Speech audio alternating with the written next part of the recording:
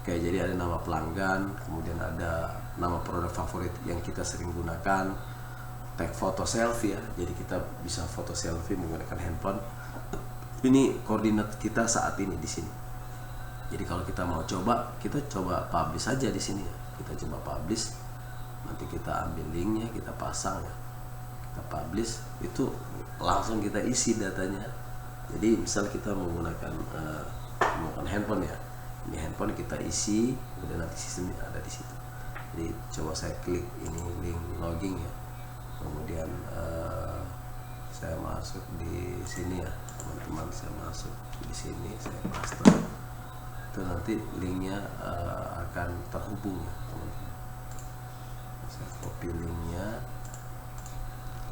saya paste, dan ini linknya, nanti dia akan mengarah ke link ini untuk diisi. Nah, kita akan lihat hasilnya di sini teman-teman. Kita akan buat boiler juga bisa ya, atau form view juga bisa. Nah, ini datanya kita isi. Jadi saya mulai buka, misal nama Arthur ya, Arthur, kemudian kita next. Favorit adalah Lotte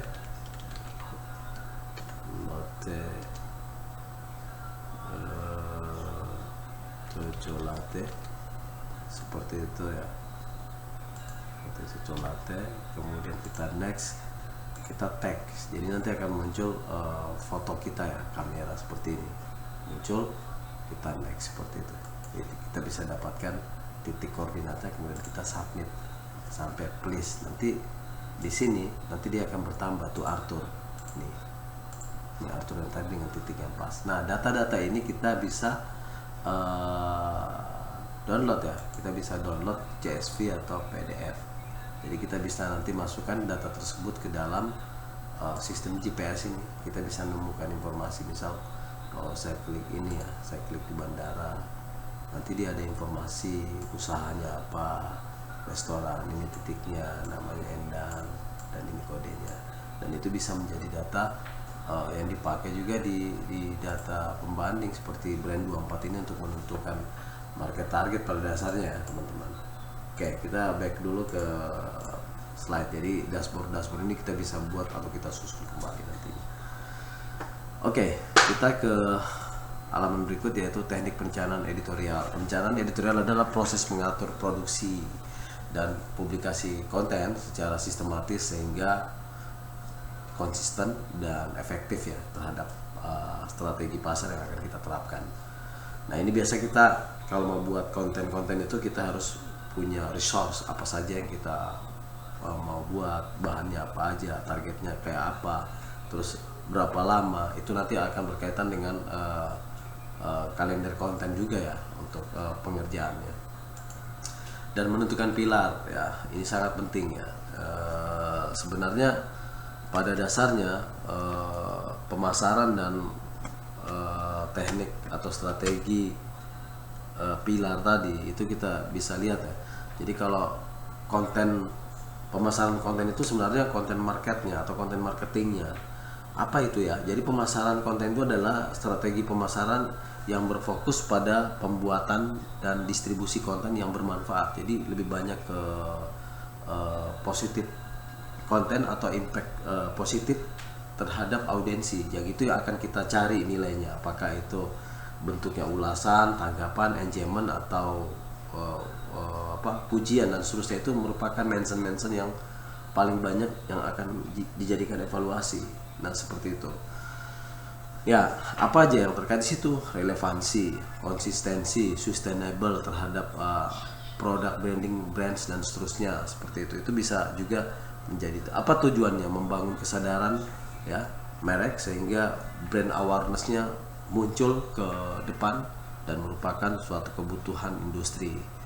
Meningkatkan engagement ya, mendidik audiensi tentang produk atau jasa, meningkatkan traffic website tentunya sudah kita lihat tadi di dashboard ya, di Brand24 juga terlihat ataupun di Google Trending.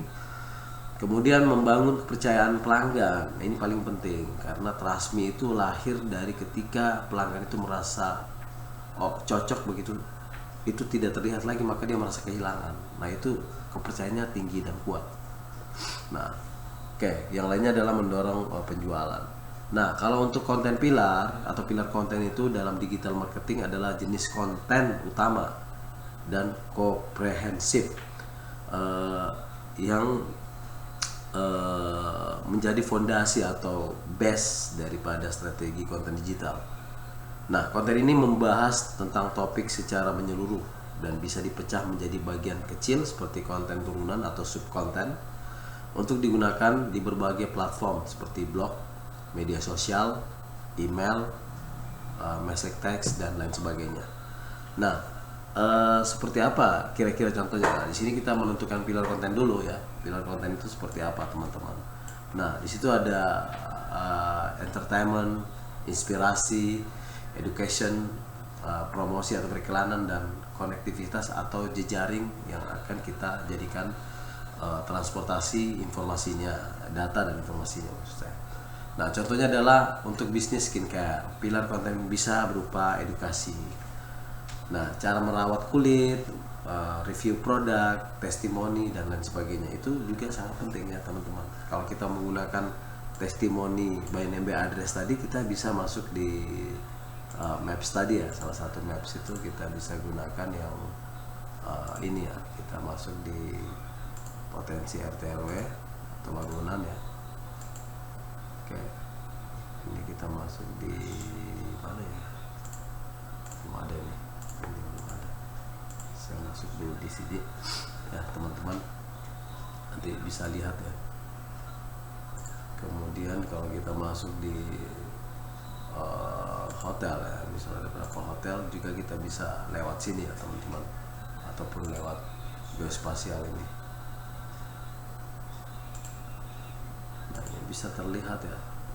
Nah seperti itu. Jadi ini menjadi portofolio.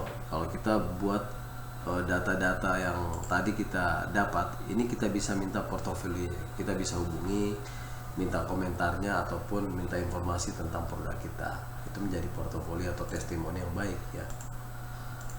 Jadi nanti ada testimoni yang sangat baik sehingga pelanggan itu lebih interested terhadap produk tersebut. Nah, perencanaan konten berkelanjutan ya, membuat kalender editorial. Jadi hari Senin kita ngapain, ke sosial media ngapain, konsepnya, kontennya, jenis kontennya kita mau video, teks atau suara atau konten visual ya, atau yang lainnya. Hari Selasa juga seperti itu, tapi mungkin ada 3 waktu ya, dari pagi, siang, malam, seperti pembuatan schedule setiap waktu dan distribusinya kapan, misal ada momen di jam-jam tertentu dan sebagainya.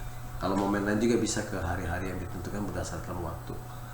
Nah, gunakan format yang mudah dibaca seperti spreadsheet atau software khusus ya. Seperti tadi salah satu software khusus ini saya memperlihatkan tadi itu yang bentuknya geospasial ya. Geospasial itu yang khusus. Nah, seperti ini software khusus ya. Teman-teman bisa tahu, ataupun software ini juga khusus. Teman-teman juga bisa menggunakan. Oke, saya kembali ke halaman subbahasan materi. Oke, kemudian menetapkan frekuensi dan jadwal publikasi. Jadi kalau kita mau konsisten di kalender Google ini atau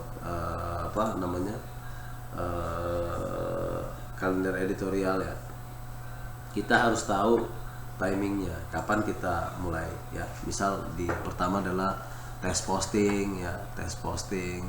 Kemudian yang hari momen di selain YouTube, di Facebook, sosial media, kita bisa menggunakan audiensi, poll dan lain sebagainya, ataupun ke LinkedIn, audiensi poll dan seterusnya. Kita bisa dapat informasi dari 4 platform, tetapi dengan waktu yang berbeda dalam 1 hari. Jadi kita bisa mendapatkan informasi dari berbagai macam platform seperti itu. Tadi di Brand 24 juga sudah kita bahas ya, di Brand 24. Brand 24 itu teman-teman mana ya? Nah ini juga kita bahas di sini apa, di sini apa, di sini apa. Dan ini